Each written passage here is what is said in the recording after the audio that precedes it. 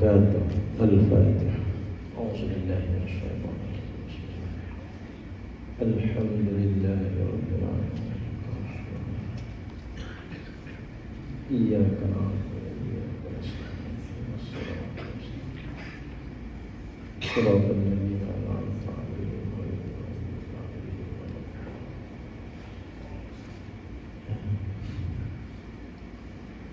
الحمد لله رب العالمين، والصلاة والسلام على أشرف الأنبياء والمرسلين وعلى آله وأصحابه أجمعين. قال رب اشرح لي صدري ويسر لي أمري واحلل عقدة من لساني يفقه قولي. سبحانك لا علم لنا إلا ما علمتنا إنك أنت العليم الحكيم. ولا حول ولا قوة إلا بالله العلي العظيم. اللهم لا سهل إلا ما جعلته سهلا، وأنت تجعل الحزن والصعب إذا شئت سهلا يا رب العالمين. أما بعد. Alhamdulillah, ini dapat kita sambung kajian hadis 40 melalui kitab Syarah Hadis 40 Al-Wafi. Kitab Al-Wafi. Kita masih lagi bincang hadis yang ke-32 yang bertajuk Islam menolak kemudaratan. Berdasarkan kepada hadis Nabi sallallahu alaihi wasallam, la darara wala dirar. Maksudnya tidak boleh memudaratkan dan membalas kemudaratan dengan kemudaratan. Mana hadis ini akan melahirkan kaedah-kaedah fiqh yang banyaklah, di mana Islam sangat menekankan soal kita supaya dapat menjaga diri, supaya tidak melakukan perkara yang boleh membawa kepada kemudaratan diri kita dan juga kemudaratan kepada orang lain. Dan juga Islam melarang kita membalas kemudaratan itu dengan kemudaratan. Jadi kita bincang minggu sebelum ini berkaitan dengan bentuk kemudaratan. Bentuk kemudaratan kita berhenti iaitu pada tajuk mudarat dalam jual beli ataupun kemudaratan dalam urusan jual beli. Jadi kita cuba tengok balik apa nama ni bentuk-bentuk kemudaratan. Di mana yang pertama dia sebut di sini ada dua bentuk kemudaratan yang dilakukan oleh seseorang mukallaf. Pertamanya tindakan daripada mukallaf yang sememangnya bertujuan untuk memberikan kemudaratan pada orang lain. Memang niat dia begitulah. Memang niat dia nak suruh kena mudarat itu kepada orang lain, nak menganiayai orang lain lah. Maka bentuk ini jelas haram di sisi agama Islam. Tindakan yang kedua iaitu tujuan dia baik dan memang dibenarkan oleh syarak, tapi kerja buat dia tadi menyebabkan berlaku kemudaratan kepada orang lain. Itu satu hal juga. Dia buat benda molek dah, tapi benda hak molek tu tiba-tiba mendatangkan kemudaratan. Nanti kita akan tengok contoh-contoh yang diberikan oleh Tuhan kita.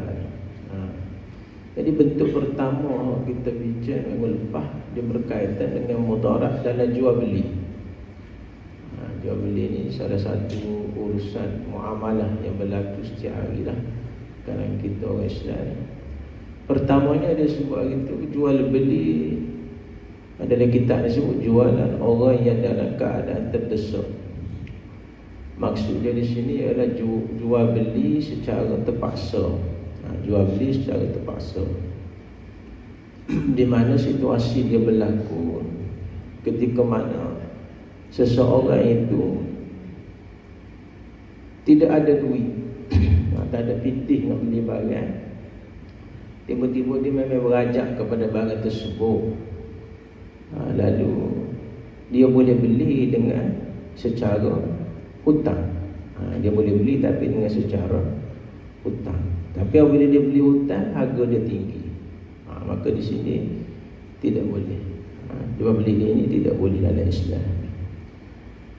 Barang tu asalnya rego 50 ya kalau beli cash. Tapi dia nak doa, dia berhajat, maka pada waktu tu tuan kedai kata boleh nak beli membayar bulan-bulan, tapi rego dia jadi 300 atau 200. Tak boleh. Perbahasan dia panjang. Minggu lepas perbahasan dia panjang disebut. Dosa atau cuba. Ya. Jadi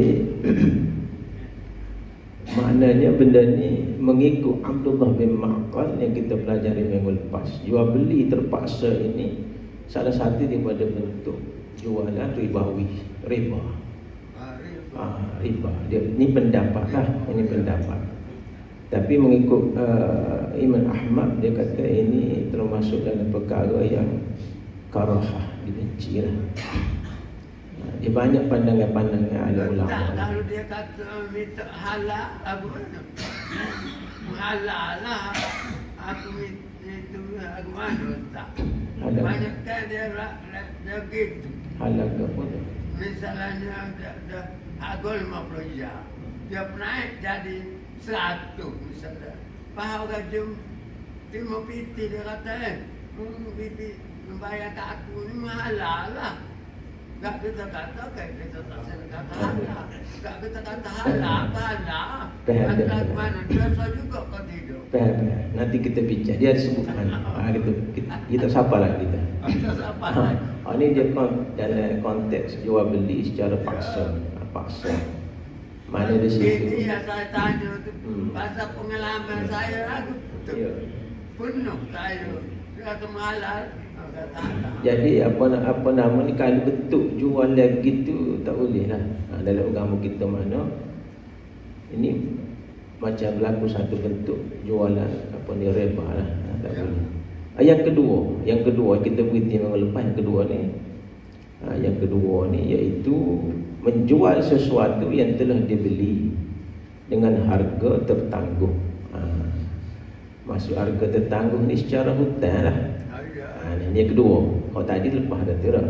Tadi dia panggil jual beli secara terpaksa. Bila seseorang tak terdesak nak bagai saat ni, dia tak ada piti, tiba-tiba kena beli secara hutang dan dinaikkan harga, tak boleh. Islam tak boleh. Ini yang kedua pula, menjual sesuatu ataupun menjual barang yang telah dibeli dengan harga tertangguh, yakni secara hutang, dengan harga yang lebih rendah dari harga beliannya secara tunai. Nak lebih kurang juga ni. Nak lebih kurang, tapi kita tengok macam mana. Sebab yang demikian itu kerana beliau amat-amat memerlukan kepada wang tunai, tetapi beliau tidak menemui orang yang boleh meminjamkannya, yakni orang yang boleh beri hutang kepada dia. Dia nak pitih dah, dia nak pitih cash, tapi dia nak cari orang yang boleh beri pinjam pitih, beri hutang, dia tak jumpa. Lalu beliau pun membeli barangan dengan harga dalam tanggungannya pada waktu yang ditangguhkan. Lalu dia beli barang secara hutang. Maksud penangguhan ini agar beliau sempat menjual barang ini untuk memperolehi wangnya. Barangan ini dijual dengan harga yang lebih rendah dari harga beliannya. Sebab apa? Sebab kerana dia ingin mendapatkan wang. Dia beli barang hutang, tapi dia nak jual ke orang secara cash, sebab dia nak piti. Apa lah? Sekiranya menjual barangan ini kepada selain dari penjual yang mula-mula, maka Al-Imam Ahmad berkata, lebih ditakuti sekiranya beliau adalah seorang yang terdesak. Kalau masuk dalam apa ni, dia jual kepada kepada orang selain dari penjual yang mula-mula, maka dia dibimbangi benda ni termasuk dalam jenis jual yang pertama tadi. Jualan secara paksa ni. Sebab dia nak pergi tikeh ini pergi tikeh. Jika beliau menjual kepada penjual yang mula-mula, maka jumhur ulama berpendapat bahawa ia adalah haram. Dan jualan itu batal.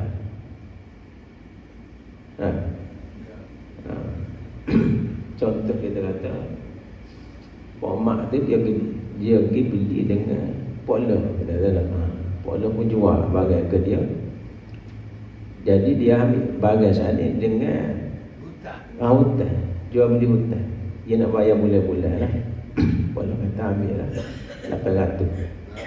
Dia pun jual balik pola 900. Sebab dia nak cash. Pola pun bayar 900. Gitu lah. Jadi kalau jual beli gini haram dalam Islam, dah terbatal. Jumhur ulama mengiktibarkannya sebagai pembuka jalan kepada amalan riba. Ini disebut sebagai al-hilah fir riba.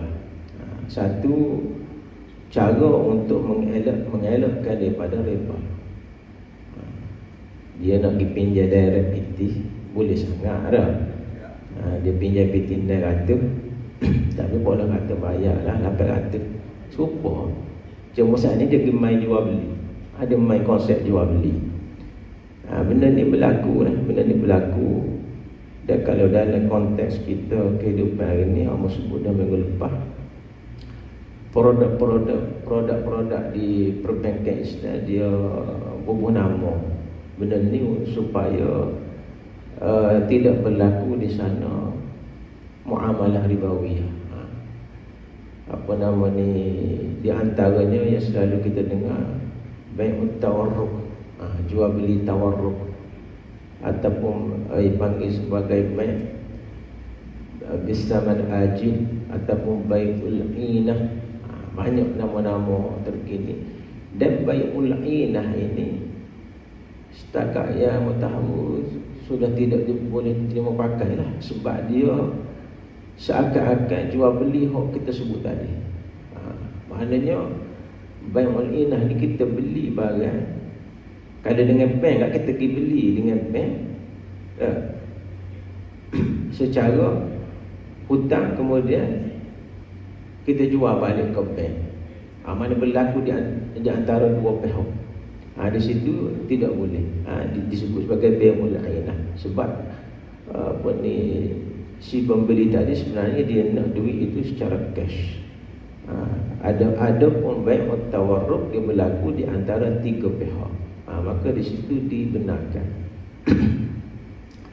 Kita beli dengan satu pihak, kemudian kita jual pula kepada pihak lain dengan alasan untuk mendapat wang secara tunai. Ini adalah pendapat Imam Malik, Ahmad dan Abu Hanifah rahimahullah ta'ala. Maka pendapat Imam Malik, Ahmad, Abu Hanifah, jualan sebegini dia kata haram dan jualan itu batal. Maka berhujah dengan hadis yang diriwayatkan oleh Ad-Darqutni. Seorang wanita berkata kepada Aisyah radhiyallahu anha, sesungguhnya saya membeli seorang pelayan. Pelayan ni hamba lah, dari Zaid. Bukan beli di sini dah, dia silap terjemah. Hamba saya mau dah dalam kitab asal. Kitab asal dia tidak maksud membeli. Dalam kitab asal ini salah satu masalah juga. Apabila terjemahan yang salah, boleh baca 2-3 kali, dia berlaku kesilapan pada terjemahan. Sebab dalam kitab tu yukhda'u maknanya bukan.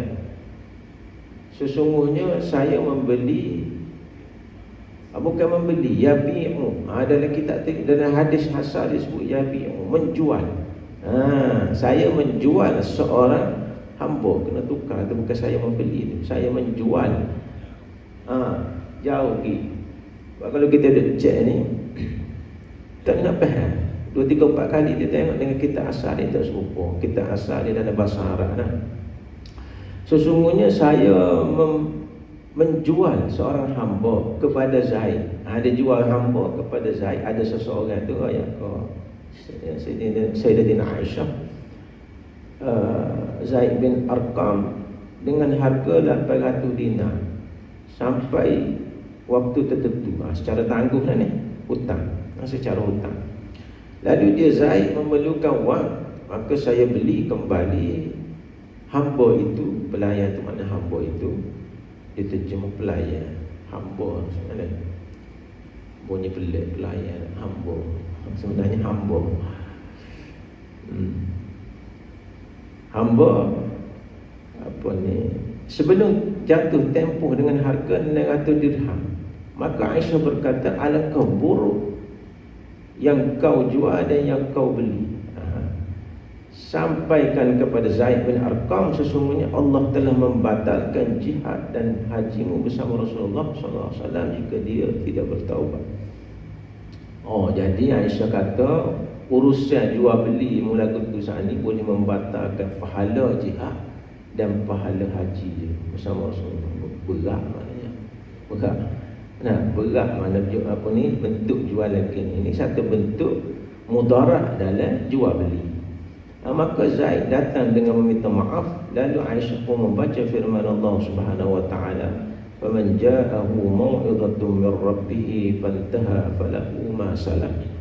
Maksudnya oleh itu sesiapa yang telah sampai kepadanya peringatan, yakni larangan daripada Tuhannya, yakni larangan tak boleh buat jual beli secara tidak betul, iaitu dalam bab riba lah daripada Tuhannya, lalu dia berhenti dari mengambil riba, yakni berkaitan dengan riba, maka apa yang telah diambilnya dahulu sebelum pengharaman itu adalah menjadi haknya.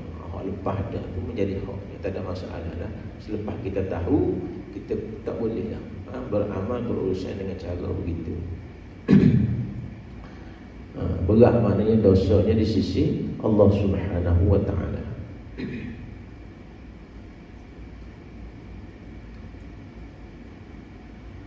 Iaitu dia mendapatkan harta sesuai dengan apa yang dia bayarkan.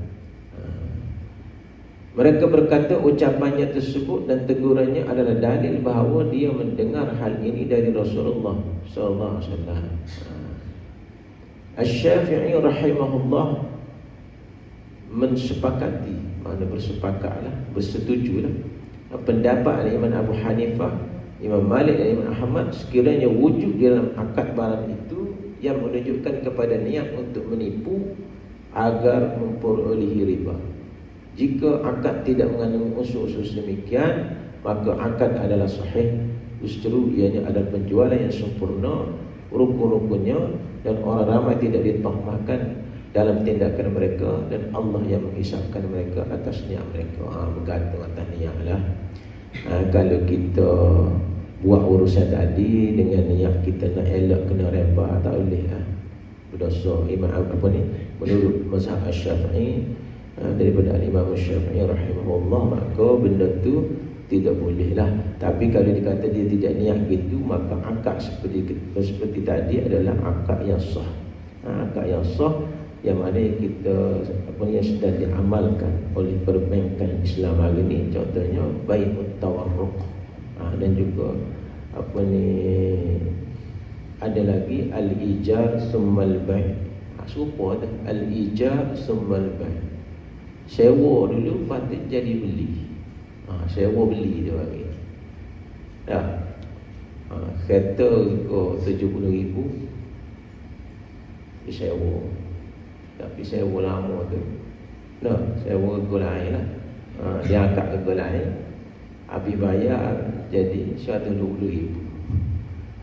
Kalau beli saja-saja gitu dengan cara begitu jadi riba. Dia kena tukar bentuk. Dipanggil apa? Muamalah saja. Sebab wa halallahu al-bai' wa harrama riba. Dia panggil konsep, konsep jual beli dalam Islam. Sebablah ni urusan perbankan ni ada dua. Perbankan yang dikenali dengan konvensional, satu lagi perbankan Islam. Jadi kalau pergi di bank tu, kalau konvensional tolak dulu lagi lah. Dia lebih kurangnya. Tapi hak tu dia tidak guna kaedah Islam, dan dia panggil interest. Interest, bunga, keuntungan disebut kan, bank konvensional. Jadi hak tu kalau kita pergi berurusan dengan bank konvensional, Tak salah dia ada dua borang kan, ada konvensional, ada Islamic banking. Ambil orang Islamic untuk mengelakkan, menyelamatkan kita daripada amalan riba. Sebab menurut Imam Syafi'i, kalau kita akad begitu, akad kita sah tadi. Walaupun pada zahir kita tengok di situ ada bentuk penindasan. Penindasan. Kau kata 70,000 bayar habis 140,000. Mungkin kedai motor hari tu motor kau 7,000. Walau nak tanya tuan kedai dia, kalau hang nak beli hutan setara mana? Orang tak beli cikgu dia tak apa. Kalau beli hutan boleh beli sebutir lagi motor. Jadi 14,000. Oh ya. Itu satu bentuk penindasan sebenarnya. Tapi apabila dia ubah konsep tadi, konsep jual beli itu jadi halal. Nah, kita ada pena-pena syariah lah yang mengeluarkan fatwa. Amara yang dipuri pada fatwa-fatwa yang dikeluarkan oleh majlis fatwa. Okey, habis itu. Yang ketiga dia panggil penipuan tercela.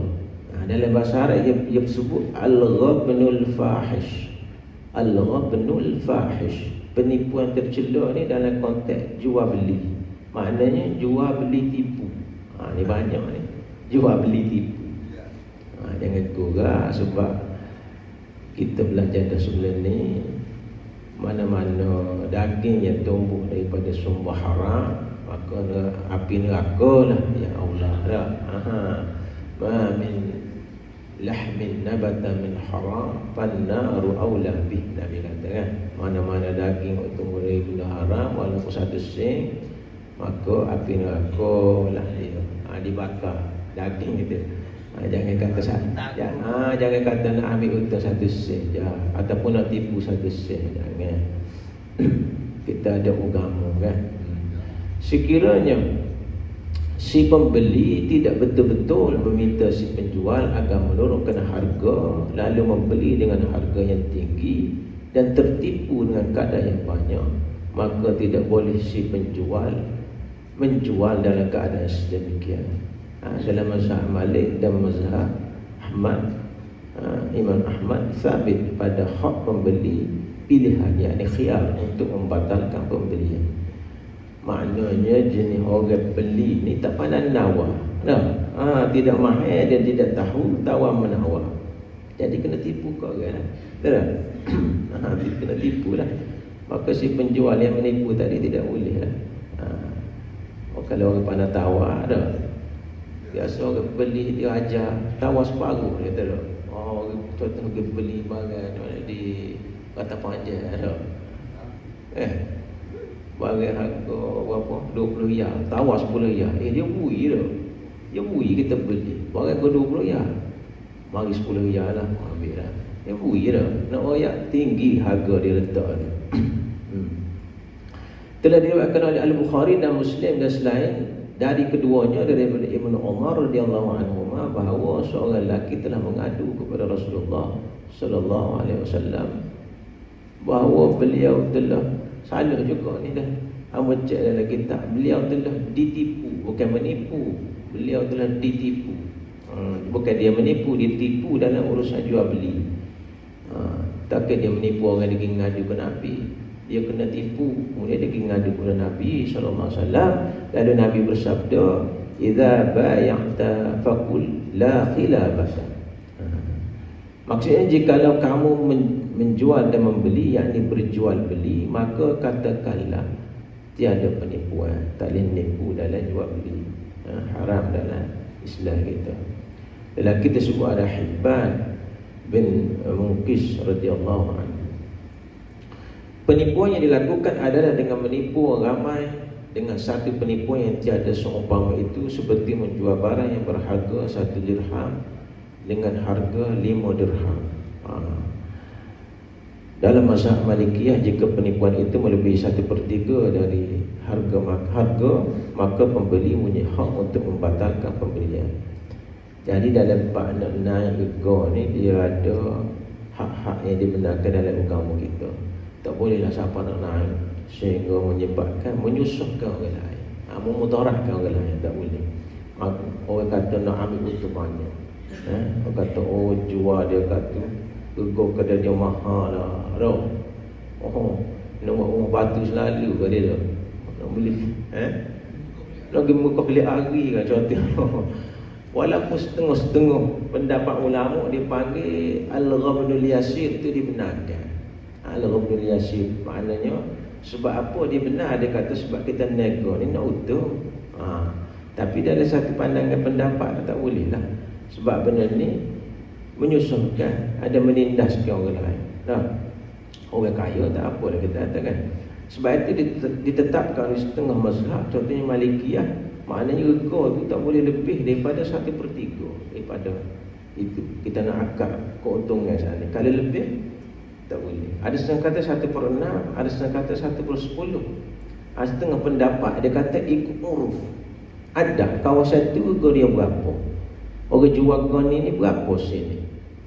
Kalau dia lebih pada orang lain, nak hukum melampau tinggi, maka tak boleh, berdosa. Haram di sisi agama Islam. Sebab dia telah menindas orang lain. Nak tetap apa ni harga tak boleh juga. Tidak boleh tetap. Dia harga ni berlaku turun naik juga kan. Kita menipu harga di situ tidak boleh. Dalam Islam sendiri pun banyak larangan-larangan yang melibatkan penipuan dalam jual beli ni. Banyak larangan-larangan yang berlaku dalam jual beli, penipuan dalam jual beli. Contohnya disebut dalam satu kitab tu talaqur rukban, yakni memintas pedagang. Contohnya ada peniaga yang pitah orang bawa barang bekalan ke kawasan dia. Orang mari Kuala Lumpur contohnya bawa mari barang, dia ketahan dah tengah jalan di Gua Musa ke mana tu, dia kata tak usah jual lah kapal aku barang tu, sana banyak dah barang bertimbung, murah dan ni kapal kawan. Apa dia gitu? Sebab dia nak beli murah. Dia nak beli murah, tak boleh gitu. Walaupun jual beli tak ni sah, tapi hukumnya haram. Jual beli sah tapi hukumnya haram. Tiba-tiba orang yang jual barang tak ni mari kapal dia barang tak ada pun. Jadi waktu tu orang yang berurusan jual beli dengan dia boleh tarik balik, boleh ambil semula barang dia sana. Ini juga satu bentuk penipuan dalam jual beli dalam Islam. Dosa cakap bohong. Iyalah, penipu lah. Penipuan dalam jual beli. Begitu juga disebut ihtikar. Ihtikar ni monopoli. Monopoli ni maksudnya dia beli barang banyak-banyak, dia simpan kedah dia susun. Dia susun dengan tujuan untuk menaikkan harga lepas tu. Tak boleh juga dalam Islam sebagai ihtikar. Pada waktu tu pihak berkuasa boleh paksa dia jual, boleh paksa. Kalau dia tak jual juga boleh dia ambil jual.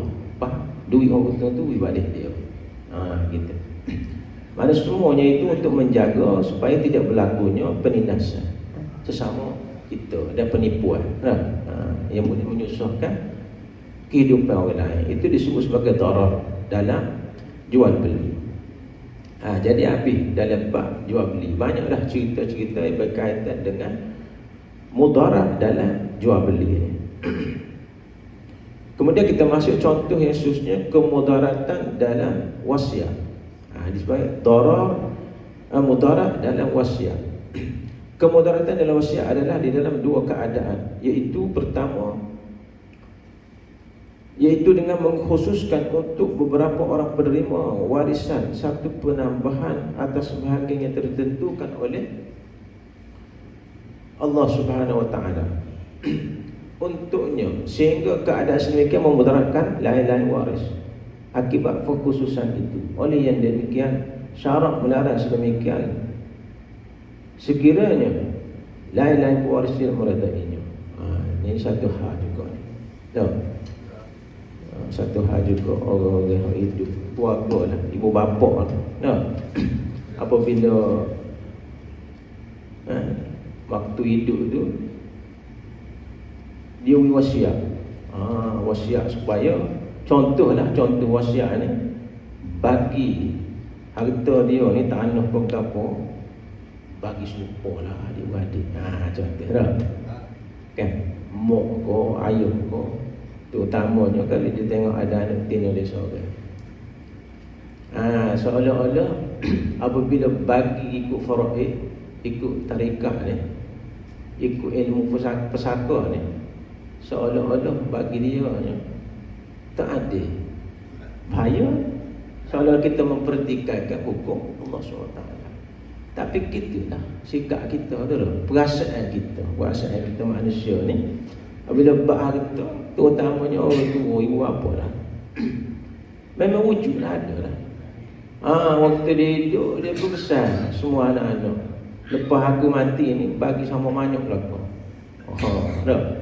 Hanya pegang anak-anak ni lepas dia meninggal, bagilah sama banyak, tak ikut pesaka. Kalau dia bagi terus gitu, tanpa dengan dia mengetahui bahagian-bahagian dia, tak boleh. Berdosa dan haram di sisi Allah Ta'ala. Dia kena tanggung. Haram sebab bagi saka ni, ilmu faraid ni wajib. Wajib dia macam sembahyang puasa. Dia kena, kalau nak bagi juga sama, dia kena bagi dulu kod faraid itu, biar masing-masing tahu. Hak ni boleh 1/3, hak ni boleh 1/8 contohnya. Tak. Sebab ada pepatih dia panggil. Ada pepatih dia terima Islam. Baru dia dia kena buat Islam dulu, lepas tu baru dia tolak. Kemudian di situ disebut di sini maknanya dengan mendapat persetujuan semua waris. Reda. Kalau seorang tak setuju, tak reda, tak, dia kena bagi ikut tarikah lah. Tapi ikut ada pepatih gitu lah. Dia kata lah, dia Ya. terima dulu Islam. Lepas tu barulah harta pesakon. Ya. Dia mengikut adat pepatih. Kemudian dia kena reda. Kalau tidak reda, dia tidak setuju, tak jadi. Dia mengikut adat tak terpaksa kena reda. Terpaksa reda tak boleh.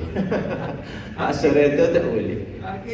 Dia panggil adat teman tu. Nama dah reda, kalau paksa tak reda. Tak ada paksa reda. Itu istilah orang kita. Paksa reda itu istilah orang kita. Paksa.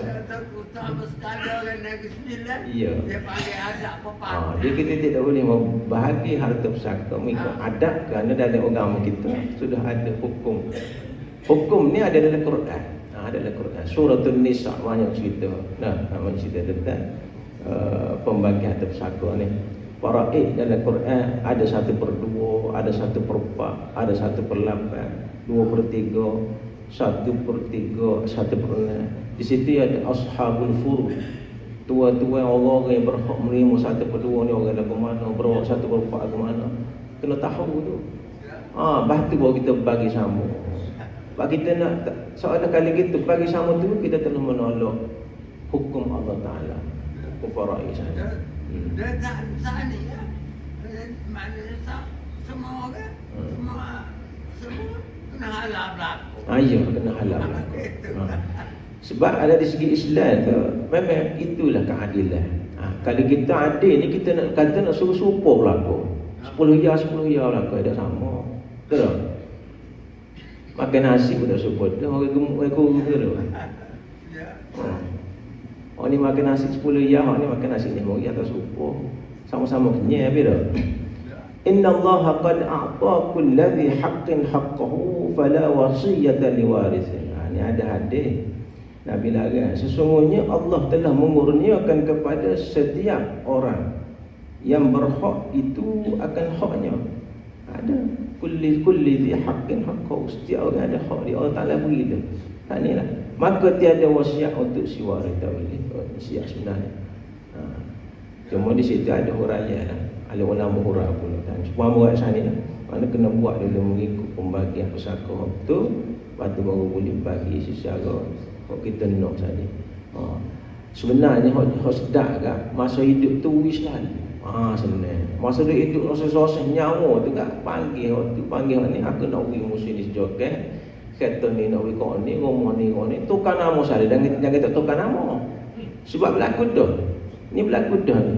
Ya. Berlaku kamu dengar sendiri. Ya. Tu dia wakaf ke sekolah. Tanah. Luah lah tanah, wakaf ke sekolah. Tu dia mati dah. Ya. Lepas tu, ayah dia pun mati.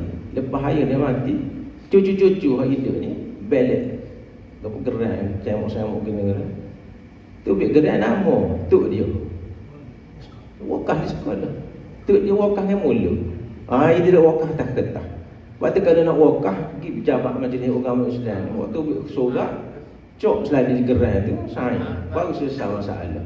Ni tak. Lepas tu, Kalau cok tu Nabi. Nabi cak cucu-cucu ni. Cucu-cucu ni Nabi cak nak tanah. Dia kata tanah dia. Jadi bagi saka. Harta wasiat dia bagi saka. Sekolah tu kena tutup. Putus habis. Nak kan muka jelas. Harta tanah tu milik tu dia. Ni bahaya dah. Waktu wasiat ni kena cium mak dah. Mana kalau nak bagi masa hidup tu wis dah. Ni begitu. Siap-siap baru senang. Kalau royak dengan mulut tak jadi, dia kena tulis juga. Itulah. Sikit sebanyak mudarat dalam wasiat. Nanti kita akan sambung 10 lepas ni dalam tajuk khususnya. Ada habis lagi. Wasiat dalam mudarat dalam wasiat tak habis lagi. Nanti kita faham. Ada bahagian kedua. Wallahu a'lam. أعوذ بالله من الشيطان الرجيم بسم الله الرحمن الرحيم الحمد لله رب العالمين والصلاة والسلام على أشرف الأنبياء والمرسلين وعلى آله وصحبه أجمعين اللهم اجعل جمعنا هذا جمعا مرحوما وتفرقنا من بعده تفرقا معصوما ولا تجعل اللهم فينا ولا معنا ولا من يتبعنا شقيا ولا مطردا ولا محروما يا رب العالمين اللهم زدنا علما وارزقنا فهما وصلى الله وسلم وبارك على محمد وعلى اله وصحبه وسلم الحمد لله رب العالمين تقبل الله منكم